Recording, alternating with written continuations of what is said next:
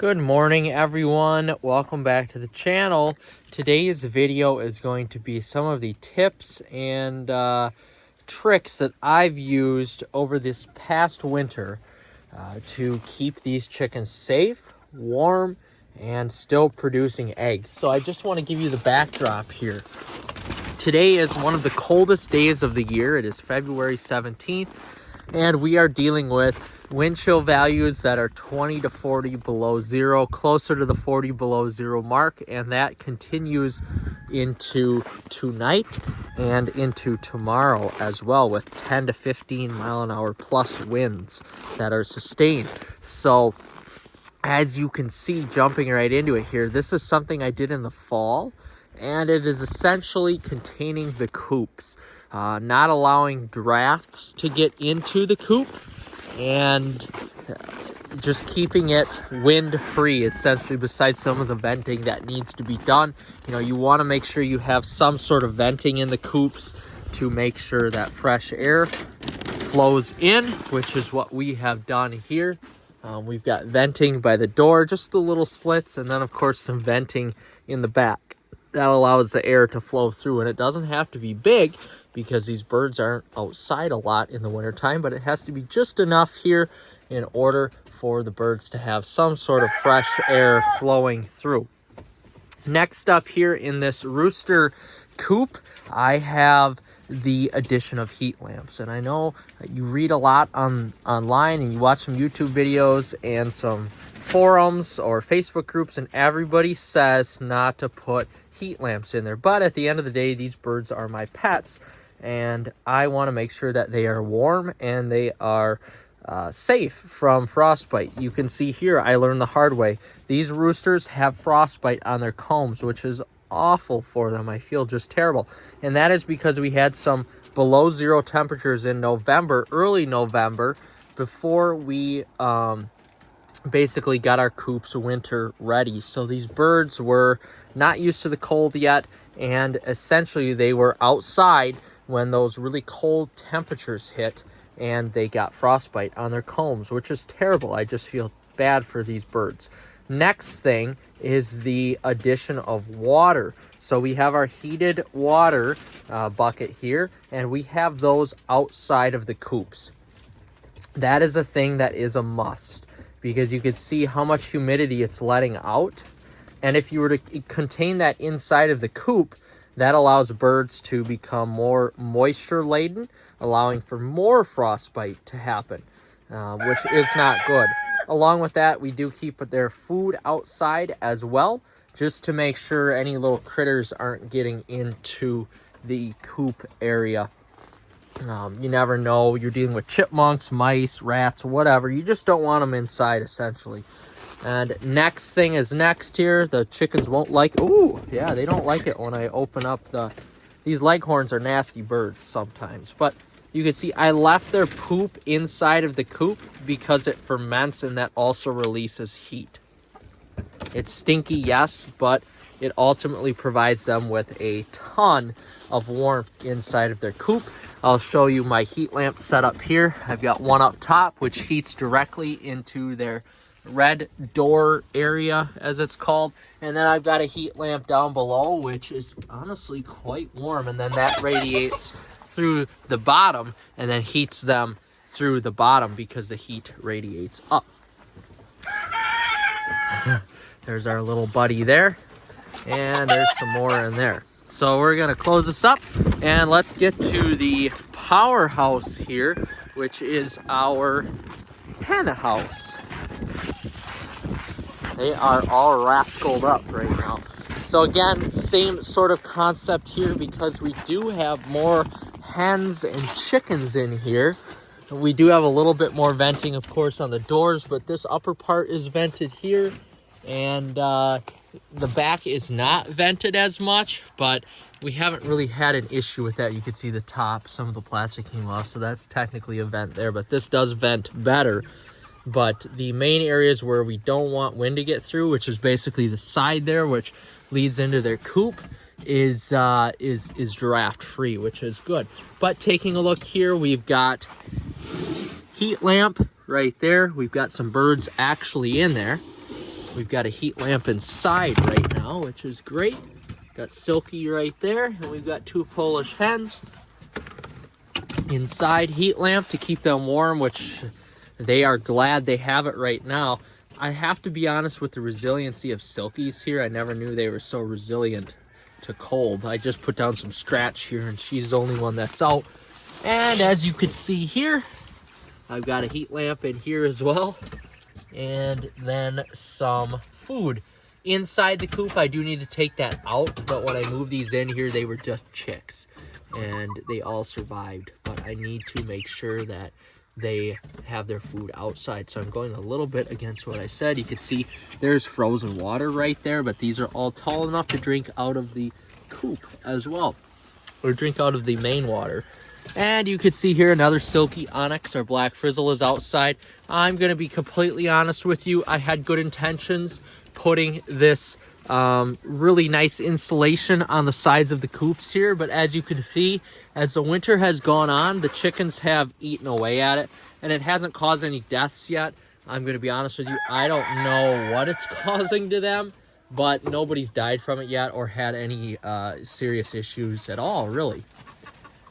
There's Elvis, our little naked neck. He is a male, of course. He is not the dominant rooster, though. Sadly, he is not a dominant bird at all. Actually, he's actually one of the most timid birds in this coop. But again, you could see I have put insulation up. If I were to do this over again, I would put plexiglass or something on the insulation itself. Or even just put up plastic plexiglass, like some sort of plexiglass wall, to at least keep the draft out of the main coop, which seems to be just about all they need, because they do like to eat at this dang insulation, which is a bummer. So you can see we got a Silky chick there. The Silky chicks are getting quite old now. But on top of that, and yes, you hear a lot of people say, don't use hay, because the mites live inside of the hay. Well, to counteract that, I make sure to put down diatomaceous earth about once a month in here. I'm actually past due on my application right now of diatomaceous earth, but I always make sure to put diatomaceous earth down on the hay to make sure, you know, we cut up any sort of mites that we have issues with, because we don't want mites on our chickens. That's just something we don't want. Mites or any sort of bug, anything like that. So diatomaceous earth is another thing, but this hay, this straw, whatever you use, helps to keep them warm, because they do, as you can see, they like to scratch in it, they like to lay in it, and they like to kind of do little dirt baths in it as well. And as you can see here, the other thing that I have done, again, leaving the poop in there, you can see the poop piles have gotten pretty big and they do need to be cleaned, but that is okay. The next thing I have done to help with the layers and to help with my eggs not freezing is installed 2 Sunbeam king size heating pads for the hens to lay on and to keep the eggs warm enough, because sometimes I don't get to where my chickens are at early enough in the morning, and then their eggs can freeze, which we don't want. We don't want freezing eggs. So that has helped out tremendously. If that's one thing I do have to say I would do all over again, is get the Sunbeam king-sized heating mats right away to put in their laying boxes. Again, you could see here, it was a good idea, but they've eaten away at it. I put most of the straw in the hay back here because they do like to dig back here often and do little dirt baths when the temperatures do get, you know, around 20 or 30 degrees. Right now it's very cold, so they don't necessarily do it. Again, on the other side, we've got the same thing, Sunbeam set on high, and you would think it's warm, but it's not, trust me. Again, water and food outside of the coop. Everybody's enjoying a little scratch. I poop in the coop again to ferment. I have no food in there. We've got some more Silky babies all around the coop. I don't think anybody is really inside of the coop, except for Onyx. Of course she is. I always like to have plenty of roosting bars up high on my coops as well, just to give the birds more space to roost when the heat is radiating up top. Because there is no real place to put those heat lamps except where I put them. I have them attached here and here, and then the heat lays down on the birds. So the heat sometimes radiates up, and it's important to have roosting bars up high because that heat, of course, escapes up top. Other than that, I do like to give these birds Calmbox layers feed and Calmbox chick feed as well. That seems to have been helping with egg production since I switched from AgriMaster from Farmer Fleet. And I do like to give them scraps as well. You can see there's some scraps laying around. Where they are located at is on my golf cars with a restaurant.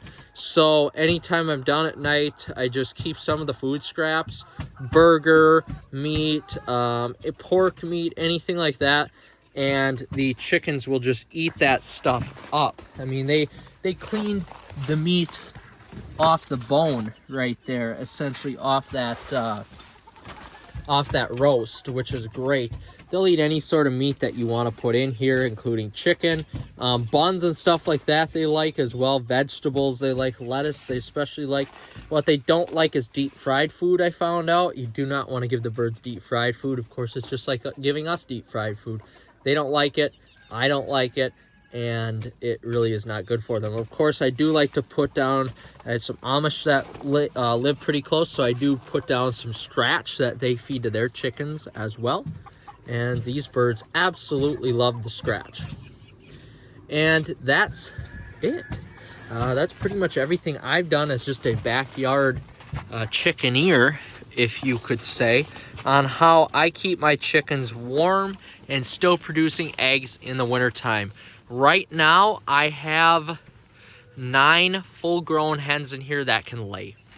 Every day, I get 3 to 5 eggs. It is great.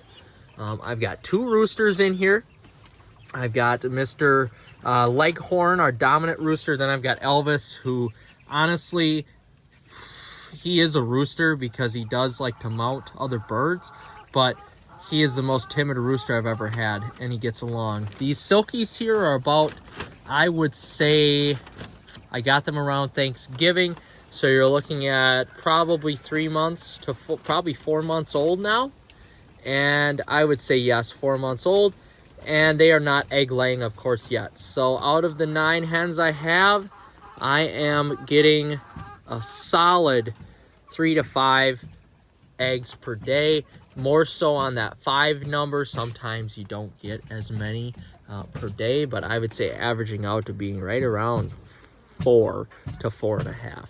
But anywhere from 3 to 5. Some days it varies. I mean, it's been working really, really well for me so far. So with that being said, everyone, I appreciate you watching, and like and subscribe if this helps your backyard chicken farm.